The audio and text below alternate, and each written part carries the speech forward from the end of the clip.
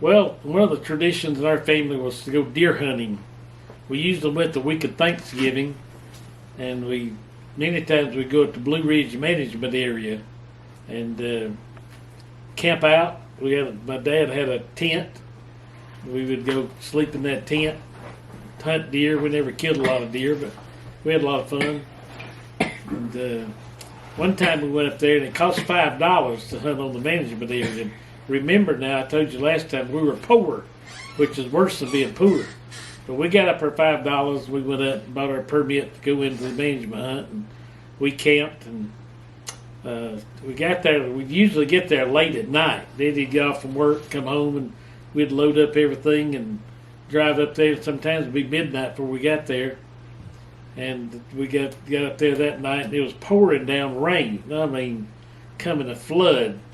So we got the tent put up. We got it wet on both sides. It was leaking like everything. And my dad had a 58 Dodge pickup, and we tried our best to get a fire going. We had a little Franklin stove that we put in the tent. We tried to get the fire going. The wood was wet, and we never could get the fire going. So we decided we'd just sleep in our vehicles. My dad slept in his truck. My brother had a 52 Cadillac car, so he and my brother Vernon, my brother Jim, and I and Vernon, all three slept in that Cadillac.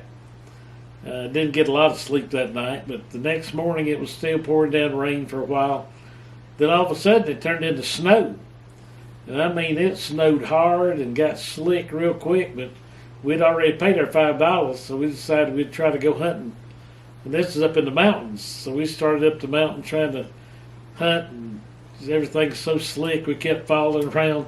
So finally we just came home, and I came back to the car and loaded up everything and went home. Just lost our $5 that year.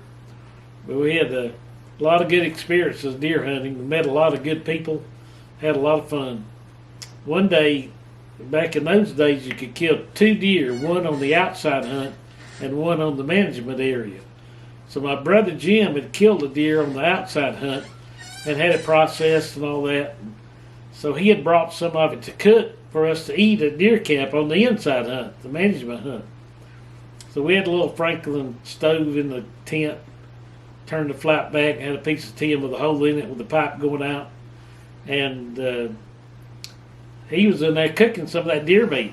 And they unwrapped it and put it in the frying pan. He took all the papers where he wrapped it up, put it in the stove and burned it. So he was cooking away, and the game warden came up and got out and asked us if we'd seen anything unusual. We told him no, and he said, well, somebody had killed a doe deer and just cut off his hindquarters and left the rest of it. And he's standing there talking outside the tent about 15 feet, I guess. And he said, I bet those people that killed that deer are cooking some of that meat right now. He said, well, if I was anywhere near it, I'd find it, because I could smell deer meat cooking a mile away. My brother's in that tent about 15 feet away, just cooking that meat like crazy. He never smelled it at all. And he finally left. But if he had really smelled it, my brother probably had some difficult explaining to do, because he didn't have the paper wrapping up the meat again. So he had a tough time. So we had a lot of good times hunting and playing cards. We used to play rook every time when we were up there deer hunting, and had a lot of fun as a family doing that sort of thing. But we never were at home for Thanksgiving. We always had a Thanksgiving on Sunday after Thanksgiving. We'd come in on Saturday, and we'd have our Thanksgiving meal on Sunday, where the family could get together and have a good time there. Well, I told you that we were poor. That means poor for you rich people, you city slickers. It's worse than being poor. When you're poor, it's dirt poor. I mean, it's bad. We were poor. And my wife and I got married. She was working in a dentist's office. She was bringing home like $67 a week. My brother and I were starting a trucking business, and we were basically making nothing, putting everything back into the business, trying to get it started. So we lived on that. So when we got married, we bought a used 12 by 45 mobile home, a very used one. we had to do a lot of work on it to get it good enough to live in. Well, we enjoyed it. We had a good time, and so one night my wife had already dozed off, and I was about to doze off, and I heard a noise, and I thought, what in the world? It sounded like somebody trying to get the door open.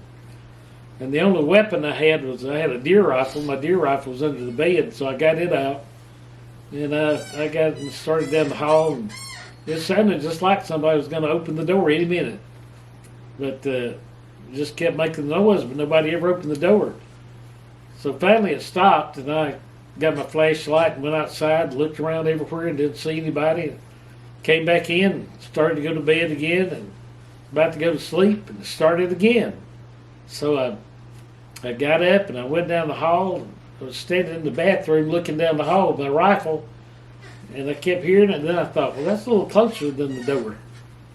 So I went a little further, and we had a trash can, a tall plastic trash can, with a broom beside it. And this mouse had run up the broom and fallen in the trash can. He was jumping up on the side and sliding down, jumping up trying to get out. And that was our burglar. I really thought I was going to have to shoot somebody that night because it sounded just like somebody's going to open the door any second. But I was glad it turned out not to be a burglar. I didn't want to have to shoot anybody. Then, one day, we had bought, my brother and I was in the business together. We had bought a fairly new GMC truck, and on Sunday afternoon, my wife and I took the truck and went riding around in the mountains. We came back about dark, and I told her, I said, look, I'm going to run the truck out, and I'll get one of them to bring me back. He just lived out the road about a quarter of a mile. So I drove the truck out. They were already in bed, so I just put the truck there and left it and got one of the kids' bicycles and rode it back out to my house. And on one end of the trailer, we had good steps going in. That was the one we used a lot. But up at the other door, we just had some cement blocks stacked up. Well, I knocked on the door where the good steps were, and I never could get my wife to the door, so I went down to the other one, and that door looked right into the bathroom. And she was in there brushing her teeth. It had two frosted panes in the window, then one clear one. I got up on top of those blocks so I could look into the bathroom to get her attention. I started beating on the door, and she turned to look, and about the time she saw me, those blocks turned over and I fell. All she saw was a face, and it was gone. Scared her to death. She was really having a tough time. I like to have never got her to open the door to let me in. It scared her so bad. And then one day, we were sitting in the trailer, and I looked, and we saw a mouse run across the floor. Now, my wife is horrified of mice. And so, that night, she was in the bathroom brushing her teeth, getting ready to go to bed. I took a coat hanger and straightened it out, and I crawled down the hallway to the bathroom. I took that coat hanger and put it, ran it up her leg and hollered mouse, and she about climbed in the sink. I mean, she went berserk. And I ran and jumped on the bed, and she was in there beating me up, and I couldn't do anything about it. I was just dying laughing. It was so funny. She didn't think it was funny, but I thought it was hilarious. But we had a lot of good times living there. And then she got her dental hygienist license, and she started making about $75 a day, and that was good money back in the early 70s. We got married in 1970.